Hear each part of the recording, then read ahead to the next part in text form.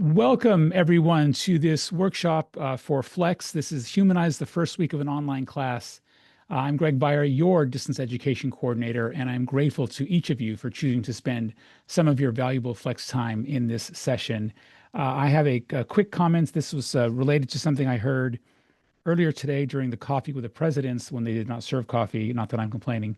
That the issue of fraudulent enrollments is something that we have. Of course, this is a statewide issue. And one of the things that we can do to combat the fraudulent enrollments is to do the very things that I'll be talking about in today's workshop. This is connecting with students. So if they are real people behind those usernames and logins, we will be able to connect with them and hopefully make sure that they are real. As we go through this, please don't hesitate to put any questions or comments that you have in chat. And I will break here and there to take a look at those.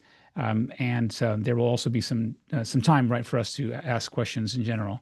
So I will go ahead and get started. And I will say,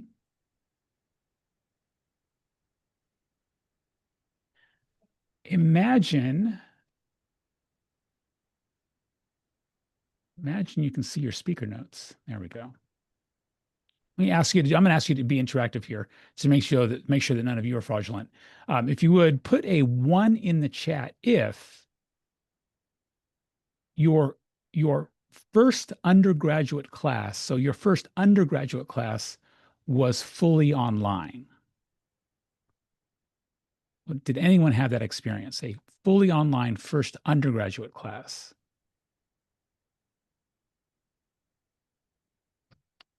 Oh, Eric. Okay. Thank you.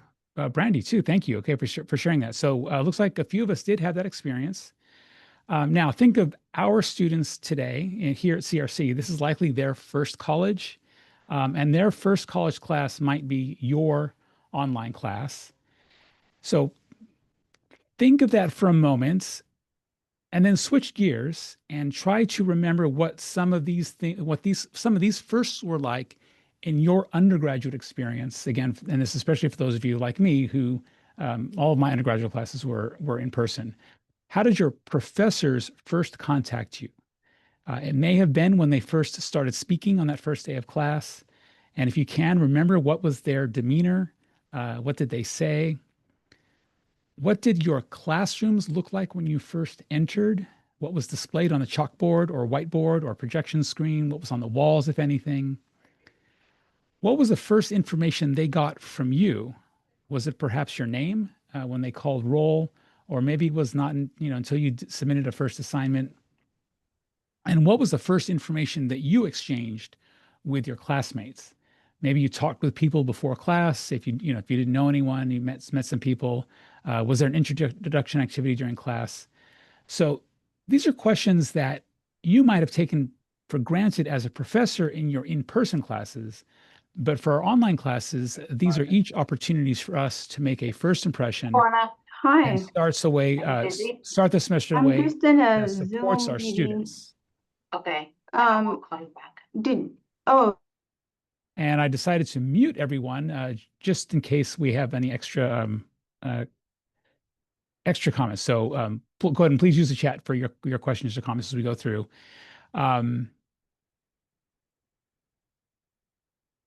And I just got a request from someone here to make a co-host. Thank you very much. So again, these are questions you might have taken for granted as a professor, but for online classes, as an undergrad, excuse me, but in our online classes, each opportunity is for us to make a first impression. And today we're going to talk about how to do each of these things in an online class. And I'm going to show you how I've done these in my online history classes. I teach history, and I've been doing it exclusively online now, or I should say almost exclusively online now for several years. And my history classes are also almost exclusively asynchronous. So I'm going to switch to the next slide. Oh, I've got a Zoom poll. So I'm going to ask you two questions basically. When and how do you first contact your online students?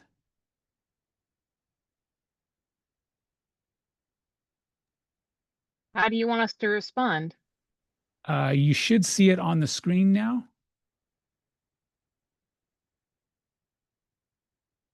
Oh, oh. Does this say first student-to-student interaction? I'm sorry. I got the wrong poll. Okay. We'll come back to that. Let me try that again. Polls. First contact. There we go. So you should see it on the screen right now. A poll asking you your first contact.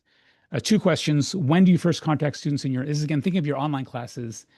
That's got a multiple choice. And then a second question is, how do you first contact students? And thank you, Brandy, for sharing in the chat. Email through Socrates.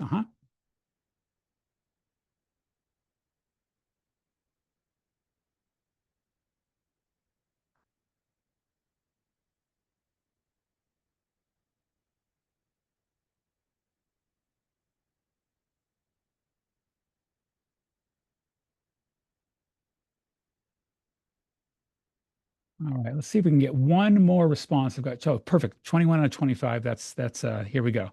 So let me end the poll, and I'm going to share results. So you should all see the results there, and I'll go ahead and read through those.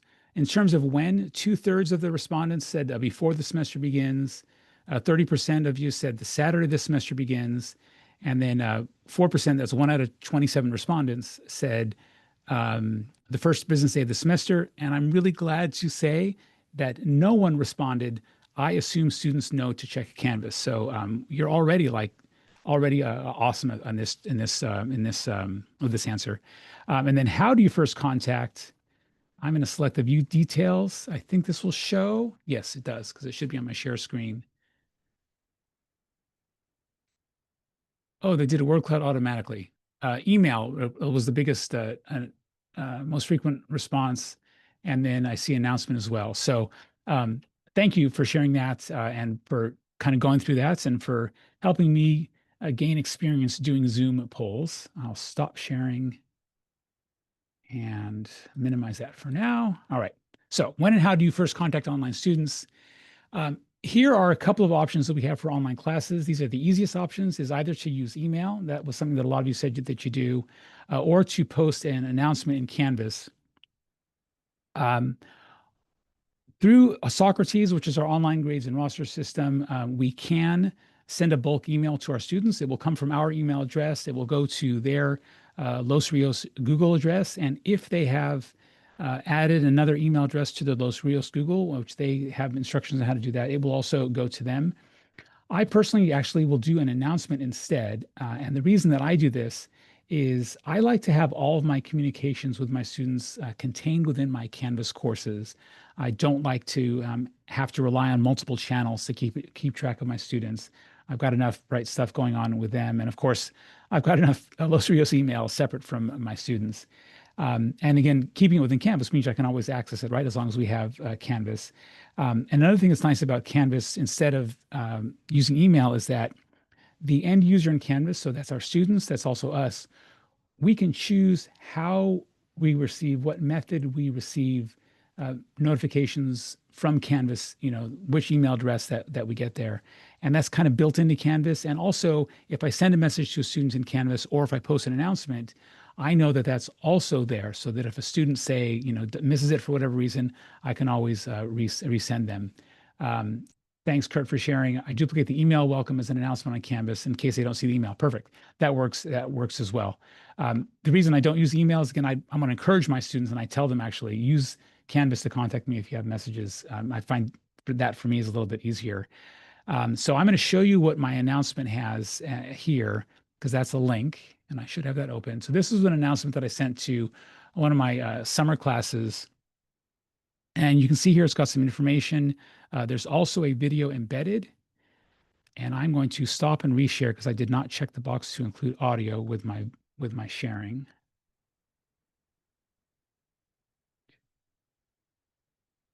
Share sound. There we go. Okay. Yeah. So here's what I'll say, a couple of tips for using announcements as the first way to contact students. And then I'll come back to the content. Number one is that anytime an instructor posts an announcement in a course, by default, that announcement is emailed to everyone who's enrolled in the course. So every student in the course will get an email of an announcement that I post. It's possible that students might not get an email, but if that's true, that means they have gone into Canvas and they have chosen to turn off their email notification for announcements. And as an instructor, I assume that if students have done that, then they are competent, they're capable of managing their communication preferences, their notification preferences from Canvas. And so therefore, I like to trust that Canvas announcements will work. So that's a thing to be aware of. It automatically gets, or I should say by default, gets emailed to them. What's also true is that students do not receive announcements until they can't receive those announcement notifications if the course is unpublished.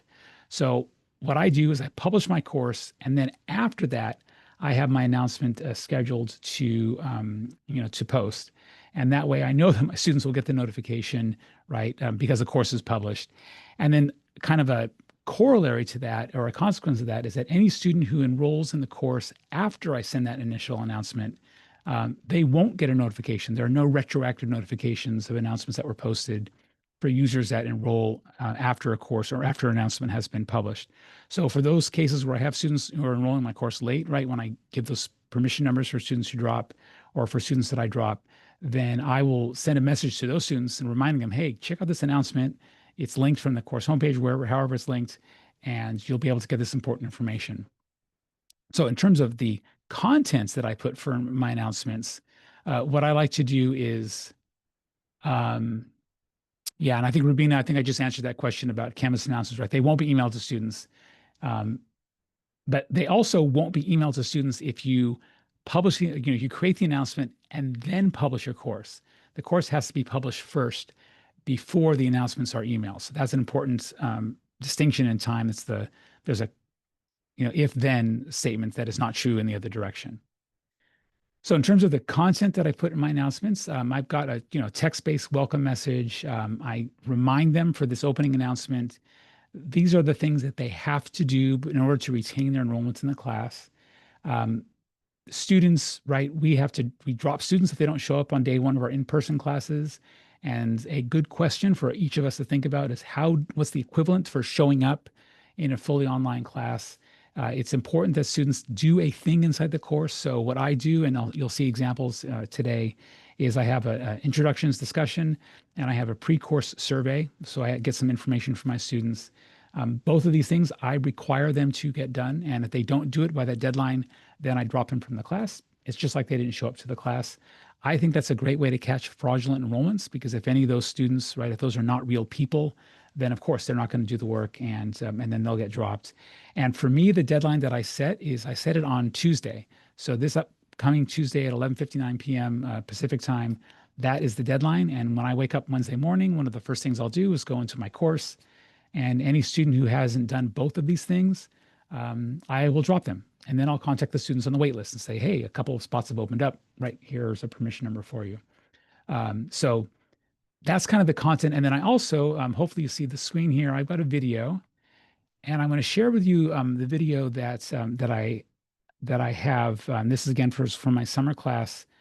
And this is part of humanizing me for my students, right? So the first information they get is going to be an email that has the content of an announcement.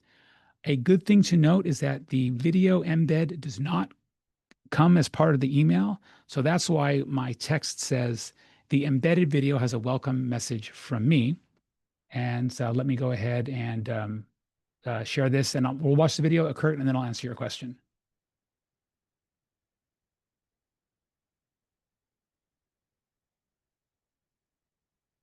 Funny how I press the play button and then it doesn't play. Let's refresh that page.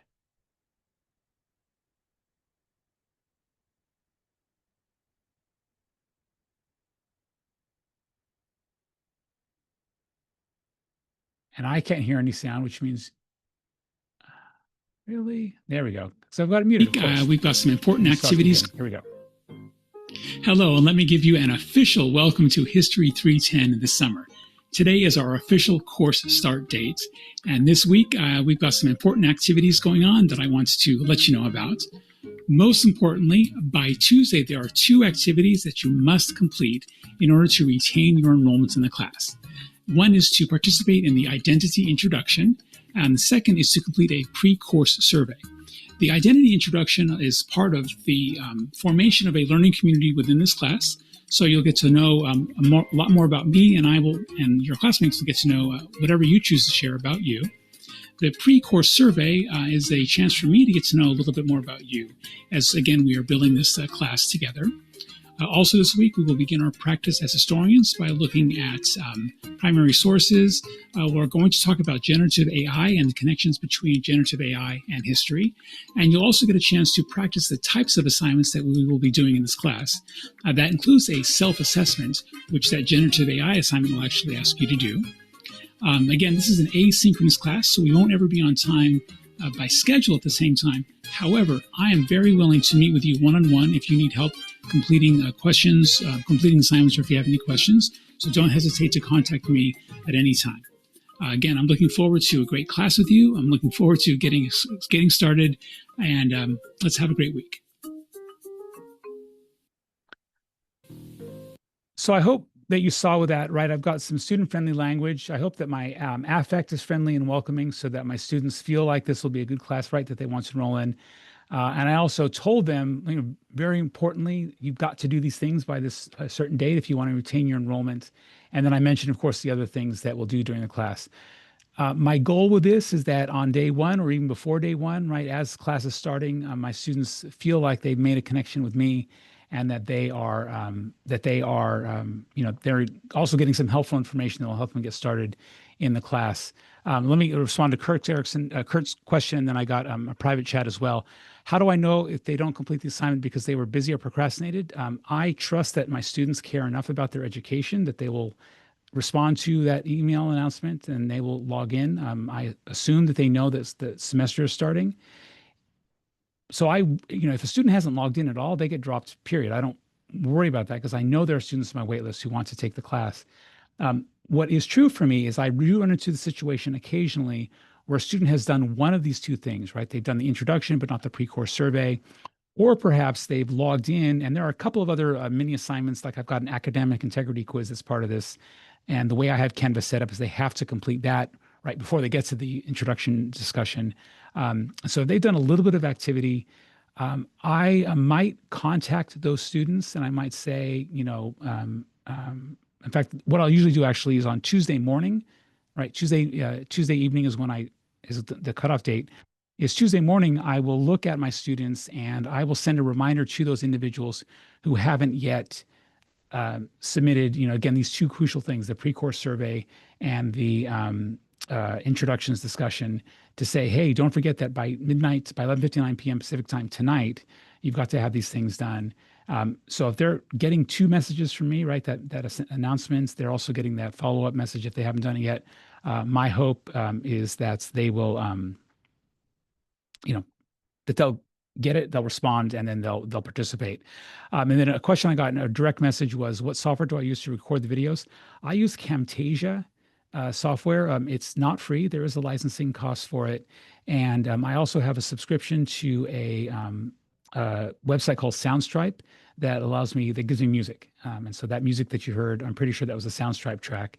And then Camtasia is what I used for, putting the lower thirds that you saw, right, with the names and stuff. And then, I've got a webcam. So to do that in terms of the hardware, I've got some other stuff for that. Don't hesitate to contact me if you want to know. I'm happy to share, of course, the details of my setup. And I've got a couple other questions. So let's see what I can answer there. So the pre-course survey, you're going to see that because that's part of my presentation today. Is this the only video you make during week one? Great question, Anna.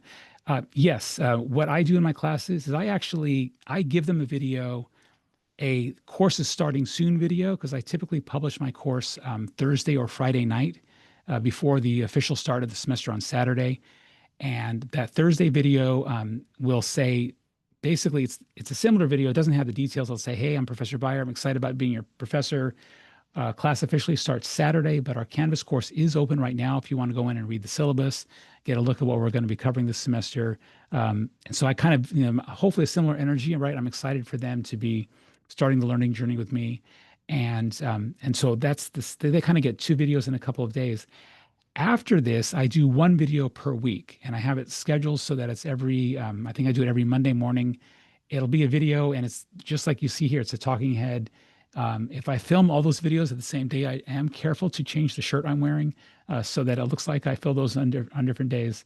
But I'll say basically, this is what we're doing this week, right? These are the assignments that are due this week to kind of give them a preview of the upcoming week. I'll also comment a little bit about the content, right? We're starting module 2, and this is what we're covering in this module. And then a second thing I'll do, so I'll kind of give you a little bit of detail here. My content modules are 2 weeks long. So it's the chapters of the textbook and the lectures over 2 weeks. There's all the assignments and activities that are part of that. And so I have 2 weekly videos to give. In the first video, I'll say, hey, in this week, we are beginning chapter 3. And in chapter 3, we're going to study this and that, and you'll learn about this and that. And then in the second video for that content, I've already introduced the topic. Depending on the semester, I've done different things. I might highlight historians that have been important to me. This gives me a chance to present other faces to my students, right? The other types of people who do history besides their professor. I might talk about student services and mention a service and how I used it when I was a student, or maybe I didn't use it when I was a student, and kind of mention, hey, we have this service here at CRC to help you. So I like to kind of bring in additional topics for these weekly videos. But it's very important, I think, that for our online classes, we do have a weekly video. Even if all of our lectures are just us, right, recordings of us doing the lectures, the weekly videos like this one here are not directly tied to what they're learning, right? It's just a chance to make a connection that's outside of the things that we're learning. Kurt, you said, do you consider creating a weekly video? I think I must do. Yes, I think it's a must do. I think it is a great way to establish a connection with students. Okay, Matthew, you mentioned using OBS. Yeah, OBS is a software. You could record videos using Zoom. And in fact, Canvas also has a built-in screen recorder that includes the webcam for the talking head video like you see here. I just happened to have a Camtasia license because I had been doing that from before we got Studio. Okay. All right, great questions. Let's see. Let me go to, back to my presentation. Okay, so that's the first contact the email announcement. First visit to the classroom. So what's on the screen here is a screenshot of my course homepage. This is on a mobile device, so you can see what it looks like on a mobile device. And from a student's perspective, what's an important thing to remember is the online classroom exists 24 hours a day. It is always open for them to see that. Oh, I got a message, you can't see it. Can you see the screen that says first visits to the classroom? I can see it. You can? Okay. Okay, thank you. Okay, perfect. Thanks for letting me know. It'll definitely be on the recording, Rubina, if you're not able to see it now. So the classroom itself is available 24 hours a day. And of course, we are not there 24 hours a day. In our in-person classes, right, they come to class however many hours per week. So it's important that our classroom be a welcoming space for them. And the course homepage is a great place to establish that. Their first visit to the classroom will likely be that homepage. And so what I like to do, and I'll kind of talk through what you see on the screen there, is, of course, I've got a welcome language, right? The same, hey, welcome. I'm excited you are in this class. I like to tell my students what the links on course navigation will do. So I have in my the screenshot here, I talk about announcements, I talk about syllabus, I talk about grades. I mentioned briefly how the course is organized. I use modules to organize how my students will kind of progress through the material.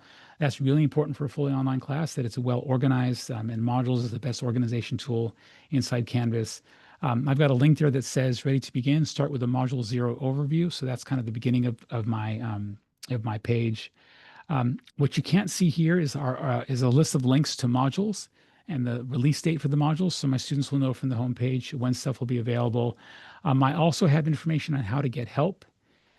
What I don't put on my course homepage, but I know I've received advice, and I think this is a great idea, is to add a welcome video or images. Now, I put my welcome video in my announcement, so I don't worry about putting a video on my welcome page, but I've seen instructors who do that.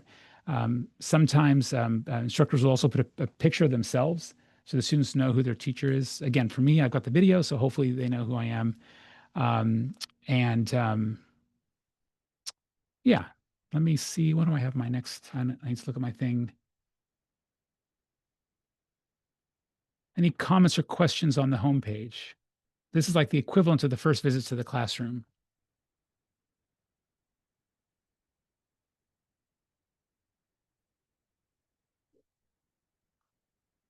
Thank you, Jacqueline. You love the adorable unicorn. Yeah. I have a general question for you, Greg. Yeah, go ahead. How much of the course are they able to see off the get-go? Or how much do you release as time goes by as they complete the first, second, third assignment? Yeah, great question. I make everything visible to students. So inside Canvas, everything is published. But I do have my modules. I typically have my modules date released. So I mentioned my content modules are 2 weeks long, right? So week 1, they have the orientation module. At the beginning of week 2, content module 1 is released. And at the beginning of week 4, content module 2 is released, so on and so forth. So that's typically what I do. This past summer, for the first time, I made everything available from the beginning because I was teaching an 8-week class and I had a lot of material, and summer is the summer. So I wanted my students to be able to, access the content at a pace that would basically fit their schedules better. And I have some things inside my modules, right, where they have to complete certain things before they can access the next module. So I did this for the first time this past summer, is let them go through at their own pace, more or less. The only true deadlines I have for assignments, because I allow late assignments, is this, the first Tuesday, right? They have to do these things to stay enrolled. And then, of course, the very last day of the class is the last day for assignments that are doing. I'm actually trying that again for the first time this fall. So I'm going to have a full semester of, everything open, but they have to progress. They have to look at every single item in the module, and many of the items they have to do something before they can progress. So you Matthew shared. don't find those release conditions, they haven't been a problem for you? They have been a problem for my students, but there's an easy way to see if students have met the release conditions, because there's a modules progress bar button. And so I can, like, if a student says, oh, I can't do a thing, then the first thing I'll do is I'll look at the module progress and I'll say, oh, the reason you can't do that thing is you haven't yet looked at the textbook chapters. You haven't yet looked at the recorded lectures. As you do those things, you'll be able to access, right, the quiz, for example. That's a good, that has come up before. And I will take a screenshot of their module, their individual progress, and I'll say, look, this screenshot shows you where you need to go next. Alex, I have a question. Yeah, Greg, can you check to see if they watched the intro video like we have in Insights in Canvas? When we post the lectures, we can see how much of the lectures they've seen or they watched. Can you do that with your intro as well as you put it into the announcement? Yes, I can. Thanks for asking that. It's an excellent question. And that is only available if you use the Studio plugin in Canvas. So this video here is a Studio video. And this is from my summer class. So if I go to the Studio link, I'll see if I can do this without violating anyone's FERPA rights. So I click on the Studio link, right? Because I use Studio, which is Canvas's video management tool. Studio tracks everyone's, how many times they've clicked, blah, blah, blah. So if I go to that welcome message, nope. I think it was on top of page 1. Oh, was it? Okay. Thank you.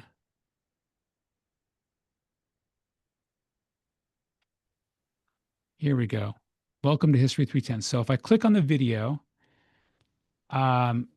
and I'm going to click on this button that says Insights, and I'm going to try not to show you any students' names. And if I do, you can send the FERPA police to my office, and I'll make sure I clean that up before I do the recording. And if I go slowly down, I know I can do this without, here we go. So this was my summer Welcome to History, that video that you just showed, that I just showed you, right? 6 of my students watched it. So yeah. Okay. Thank you, Greg. And if I were to scroll down, I'm not going to do this, but if I were to scroll down, I could see who those 6 students were. Yeah, that's a great question. Yeah, Teresa, I if you ever feel the need to be humbled, look at your Studio access data. Okay. So this was first visit to the classroom. Yeah, and I had this on the screen there, right? The things to include: a friendly welcome, how to get started, where to get help. That's some crucial information for students. All right, let's take a look at the next topic, which is how do you get to know your online students? And I've got another poll, but I think I saw a hand raised first, or did the hand get lowered? Yeah, no, I had a question for you. Okay. Do you recommend the videos that I've created are on YouTube and unlisted, but they get them from the a link in their modules? Would you recommend me uploading them, all of them, to Studio so that I can see that? I think there's a yes and no. Yes, I mean that's an easy yes to say. The reason I would hesitate is for me, how I assess did my students actually watch the videos? I don't look at the video counts at all. I assess that through their activities, right? I have discussions where my students are comparing interpretations of the past, so they're getting that from the textbook and from the lectures. I have, when they do their writing and their research assignments, they can cite the lectures as the video as a source. So that's where I assess whether they've actually watched it. Do I care that my students are skipping videos? I can't control that really, and I don't think it's worth it for me to go chasing down that type of, that type of. To me, it's an exercise in futility. I'd rather focus on creating engaging assessments and activities where they are showing that they've learned, that they've processed whatever. If they end up skipping some of the videos, they will. What I've done also is I take those data, right? So you saw me show that screen, and I actually have a spreadsheet where at the end of the semester I will go and and when I have the time, I will write down the minutes and the view counts, right, for every one of the videos. And then I can do a comparison because I can tell if my students, right, are more interested in a particular topic maybe versus another. Maybe if I did this long enough and I looked hard enough, I might say, you know what, that lecture that I did on the material culture of colonial America, boy, that does not get a lot of views. So maybe I might, switch up how I present that particular topic, right? So that's a way that I could use that data. It's impossible to get that data from YouTube because the YouTube, even for unlisted, right? If you look at your YouTube view counts, then some of those will be yours, right? Because you're watching your YouTube videos probably. It's also probable that your YouTube, those counts are going to build up over time. So you won't necessarily know, right, which semester, which students are doing that. What's also coming, and you'll be hearing about this in September I'll share the news, is YouTube and Studio, their relationship is changing because YouTube is changing how ads are displayed. And right now, if you embed a YouTube video in Canvas, like not in Studio, or maybe in Studio too, you'll see ads. I think maybe it's not in Studio, you'll see ads, but there's a YouTube for education video player that's going to be integrated with Studio. And what's really nice about that is that what I've heard is that the YouTube captions will become Studio captions. So what I would do basically is not do that right now. I would wait. And then once you see that announcement, that information comes out, there should be a way to easily basically keep your videos on YouTube and then use the Studio video player to kind of capture those data. And then I'll say one more thing about that. I personally put all my videos on YouTube in addition to putting them in Studio, like the ones that I make, not my weekly videos, but my content videos, because that's my YouTube account and I own it and no one can take it away from me. And we have a Studio license, and I'm confident we'll have a Studio license as long as we have Canvas because they're so closely interrelated. But that is a separate license cost, and it's therefore possible that those two licenses might be separated, and we may lose access to Studio. I don't think that'll happen, but I also like to prepare just in case. And again, if there are videos on my YouTube channel, if I ever end up teaching anywhere else, I can reuse those videos just as easily elsewhere. So thanks for asking that question. Okay. How do you get to know your students and how do you get to know your online students? This is also a Zoom poll.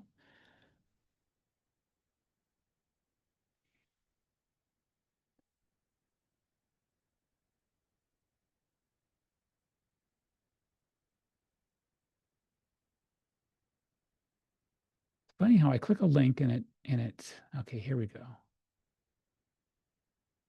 Here's my question. You should see it there. First, information from students. It's a multiple choice. Oh, yep, you're already answering. How do you get to know your online students? So I'm sorry, not multiple choices, multiple answers. Select all that apply.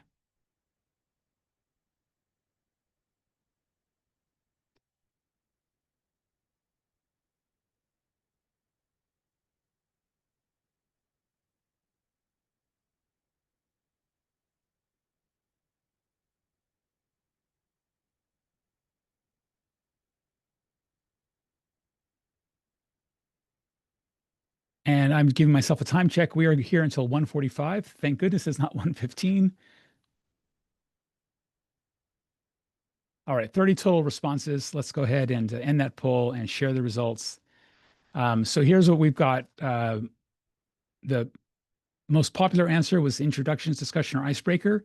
I think that is whether or not you use the discussions tool, some type of introduction activity, I think ought to be mandatory for a fully online class, help establish that sense of community among the students.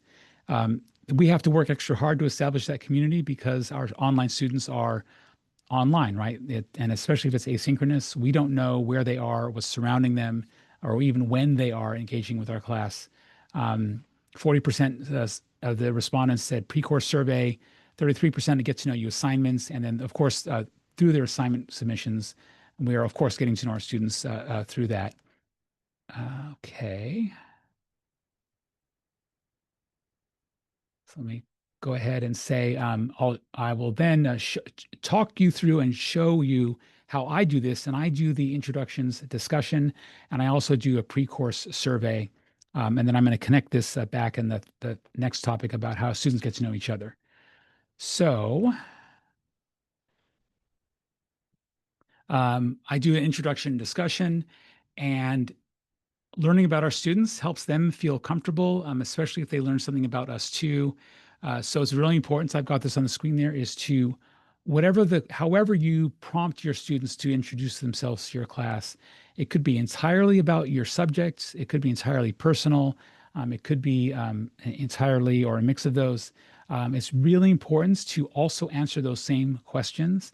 What I do, and I've been doing this for just a few semesters now, is I have an identity-based discussion where I ask students to share the parts of their cultural identity that they feel safe to share. This Professor Nim George in sociology, he did some work on identity and education for his sociology PhD, so I'm indebted to him for sharing this idea. I also asked them to name their favorite performing artist. What I do is I share my answers to those questions in the prompt for the discussion. And so my students are seeing right away, they're seeing me model being vulnerable because I have some cultural identity that are challenged for me, that have been a challenge for me. And I want them to feel comfortable with being who they are and bringing their whole selves into our class, because we can't separate our identity from who we are and especially how we learn. I want my students to feel safe and comfortable, because a student who does not feel safe is a student that cannot learn. And so this is a really important part of that for me. And I've again been doing it for a few semesters. I really like the results, and I really am impressed with how many of my students, they don't all share really personal, they're not always vulnerable, of course, but a number of them are, and I really appreciate that they feel safe doing that. And again, I share my answers to that prompt with them because I want to model being vulnerable in front of strangers, and I'm trying to establish a sense of trust within our community. In my history classes, it is not that hard. And in fact, I think we ought to, in history, discuss really tough topics. We need to discuss human trauma. We need to discuss how crappily people have been treating each other throughout all of time. And that will potentially bring up some really painful memories for students. So I want them to be in a space, again, where they feel comfortable engaging with the material.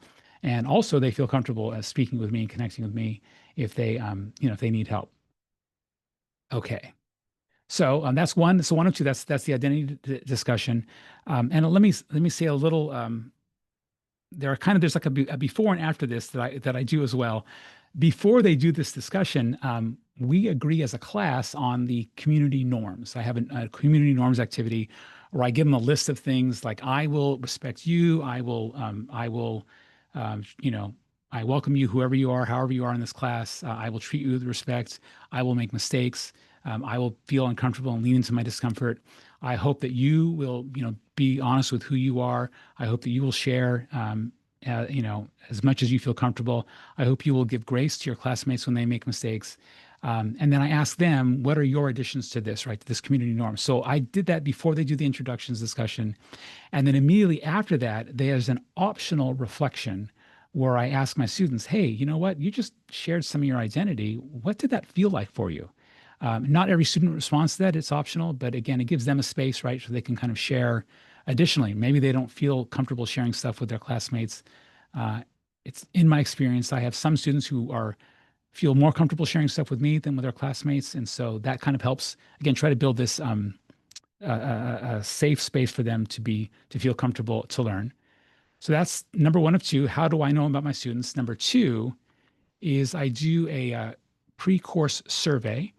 And I've got 5 of the questions that I ask here, and I'll talk through each of these. So this gets back to who asked me this earlier. I want to make sure that yeah, Lisa, you asked this question. So these are the things that I include. Fully online asynchronous class, a 3-unit full semester, that should be 9 hours a week. So I ask my students straight up, all right, you got 9 hours a week you should be spending on this class. How are you going to do it? How will this fit into your class this semester? I tell them in my syllabus, it's also on my course homepage, that if they send me a response, that I say, I will do my best to respond within 2 business days. So I ask them this question: do you understand how long you need to wait to get a response from me? Because I want to make sure that their expectations are set. I share with my students a link to the self-enroll online tutorials for online students that we have here at CRC. And so I asked them a question: did you use it for this course? Have you used it before? Because I want them thinking about, hey, learning online is not the same as learning in person. And I want them to get themselves the mindset, right? Time management, the other skills they need. I asked them where you were born, their city and the country, or city and state or country. And then I actually just added this today because this was this came up, I think, during the coffee with the presidents, rather, when they didn't have coffee served. Someone said about asking students, right, what does success mean to you? Or this may have been from the new faculty orientation yesterday, I can't remember. I just added this to my pre-course survey for this fall semester because I want to know from my students, what do they think success is in my class? Maybe it's going to be, I need an A. Maybe it's going to be, I just need to fulfill a GE. Maybe it's going to be, you know what, I'm only here because I need it for financial aid and I just need to stay enrolled for that purpose, right? Whatever it is, I want to know from my students because that might help me respond to them, you know, individually if they come up later on. I'm going to show you both of these, and then I'll go ahead and pause for questions. So my pre-course survey, I'm going to show you kind of what Canvas does for us. This is my pre-course survey from one of my summer classes, and you can see here that I had, let me scroll down a little bit. No, I'm going to go straight on this link here that says survey statistics. So because this is a Canvas survey, and the same thing is true of quizzes, Canvas automatically collects these data. And if I select the link for survey statistics, I will see how my students answered each question. So the first question I have here is basically, what is their home college? Is it CRC or is it not CRC? And I can see that 79% of my students said that CRC is their home college, right? I'm going to scroll down though, and I'm going to go straight to the time management question. That was the second question. So for a 3-unit lecture course over an 8-week summer class, they should be spending 18 to 20 hours per week on my class. So that's 18 to 20 hours per week. That's a part-time job, almost with benefits. They need to, you know, how are they going to fit that into the schedule? And so you can see here when I did this for my summer class, I had 39 responses. 9 of my 39 students said, yeah, I got a weekly schedule. It's already planned. I'm set. 29 said, I'm confident I can find the time. Great. But I had one student who said, I'm not sure how I will find the 18 to 20 hours per week. What Canvas does with this one respondent, I'm not going to click on it, but that's a link. If I were to click on that, it would show me exactly who that student is. So after I do the survey, and remember, this is the survey that's required for them to stay enrolled in the class. So on Tuesday of this class, right, Wednesday morning, when I looked at my survey results and I was dropping students who didn't do it, I contacted the student and I said, hey, did you know that there are resources on time management that are included in that course on how to be a successful online student? Here's the link. So I'm trying to give my students access, right, to the resources. Here's one student who said, hey, I need help. And I was able to identify that student because I use this tool. And that, again, helped me connect with them. I don't know if there's any other things I want to share. What I also did by the way, is this is a graded survey. And so a Canvas graded survey means that there are no right or wrong answers. Students get the points. So it's graded survey, they get points no matter how they answer. I chose not to make it anonymous because I wanted to be able to contact the students, right, who expressed a need for help. I also answered all the questions in the feedback. So after the students take the survey, right, there's an option to show feedback. And for each question, they saw what my answer is. And here's this question: by when should you expect to reply when contacting me? Within 2 business days, right? Well, great. 77% of them got it right. I had 2 students who said, Professor Beyer spends every moment waiting to answer questions, which I think, which I hope is them just being cute and not because they think that that's actually correct. And then I had one student who says they can wait up to a week, which I didn't like that. Okay. And you saw here, I got this question, where were you born? Please include city and state or country. I could click on view and speed grader to kind of get all that information. But I'm going to hold on to that because I'm going to come back to that in a few minutes. Okay, let me take a look at my other, on the introduction discussion I mentioned before. See if I can show that. So the identity introduction, and I do groups, so you won't see any students on this when I open it up. But basically what I do is I have my students take a look at this identity wheel, and I ask them to pick a couple of dimensions, and my response is included in that. So they see me, again, being vulnerable at the beginning. Okay, let me come back to this. And before I get to the next one, I'm going to move on to student-to-student contact next. But first, any questions or comments about how we get information from our students? Greg, did you set up that that survey? Did you set that up through the quizzes tab? Yeah. Okay. Yeah, if you create a quiz, one of the options when you're creating a quiz, there are 4 types of quizzes. There's a practice quiz, graded quiz, and then graded survey and ungraded survey. Okay. So I created a graded survey, and then that was linked. It's inside my orientation module, right? And that is a requirements to complete the module, and it also has an actual, and it has a due date, and the due date happens to also be the end date for the item. The students, again, they have to do it by that time because I want to cut out the students who are not serious about taking the class, who aren't able to right at this moment, or perhaps are fraudulent. Okay, thank you. All right, I think I've got one more Zoom poll. How do your online students first interact with each other? So this is how does student-to-student interaction happen? And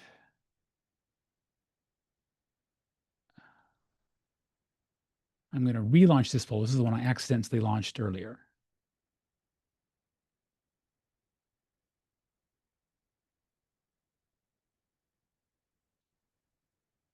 And I'm going to stop as soon as I get 20 responses. By the way, you are an excellent group. You have been very responsive to these polls. I really appreciate that.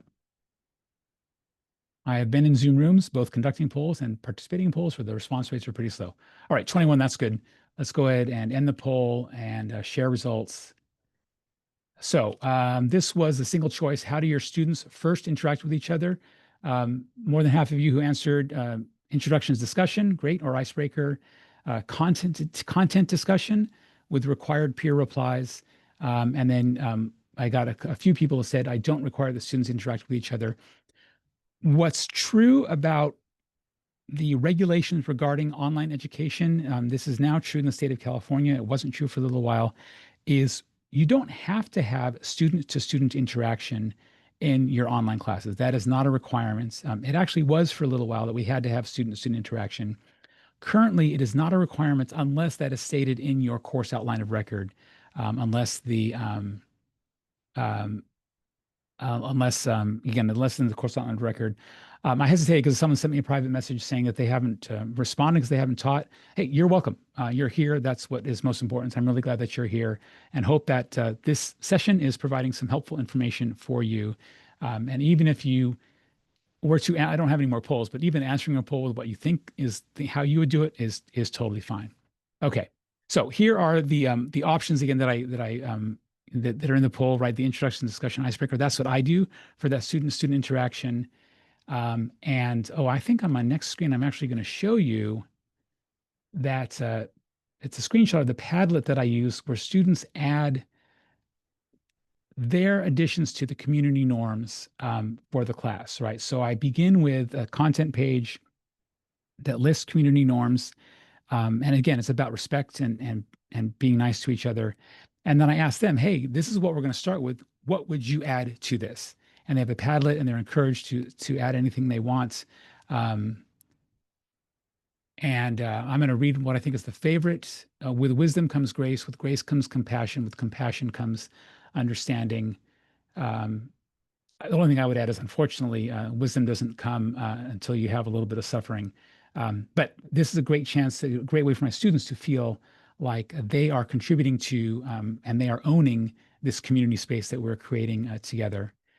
And my purpose in doing this is to help them feel comfortable before we get to the risky things, where I'm asking them to be risky with how they share their identity.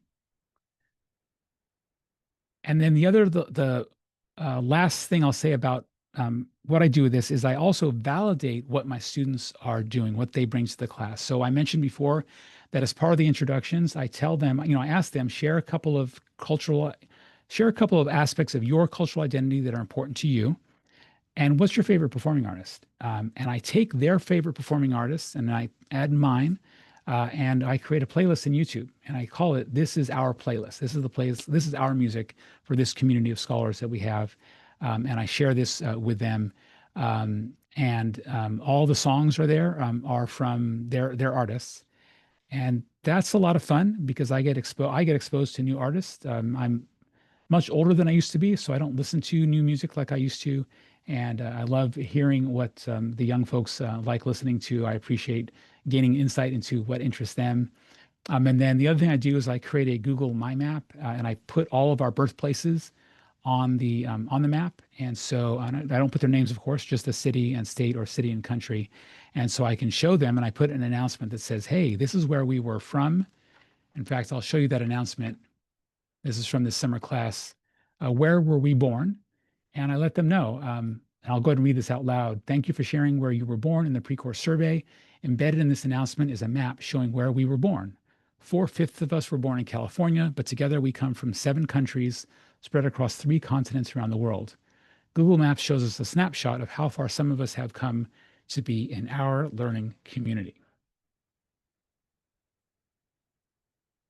Okay, let me see a question here. I'm going to go to the last slide here, and I'll go ahead and open it up for questions. We got just a few minutes left. This is perfect. Let me switch over to that tab. There we go. So let me answer Teresa's question first, and then I'll talk about this slide. Pretty obvious what it is, I think. Is that a change to no interaction, a Title V change? Yes, it is. It was a change to Title V, the distance education section of that title. For a couple of years, it actually said student-to-student interaction is a requirement for online classes. That was never a federal requirement. That was unique to California for Title V for community colleges. But then 2023, I think they kind of pulled that back and they said it's only a requirement if it's listed in your course outline of record. So as you are working on your distance ed addendum for your curricula for your classes, if you think that it's really important for your class that students engage with each other, like in a history class, I think so, because part of being an historian is engaging in conversations about the past and about our research with other scholars. So therefore, it ought to be a requirement in our history classes. It is in all of mine, but according to the curriculum, it doesn't have to be. That's a change that we can make in our curriculum for the distance ed addendum for our online classes. So thank you. That's a great question. The QR code has a link to the survey. So please fill out the survey. I'm going to put the link also in the chat. As soon as I find the chat, there it is. So if you would, please take a couple of moments to fill out that survey. Let me know how this presentation was for you, and look forward to more communications from me about all the kinds of stuff that we do to make our Canvas and online learning experience better for our students.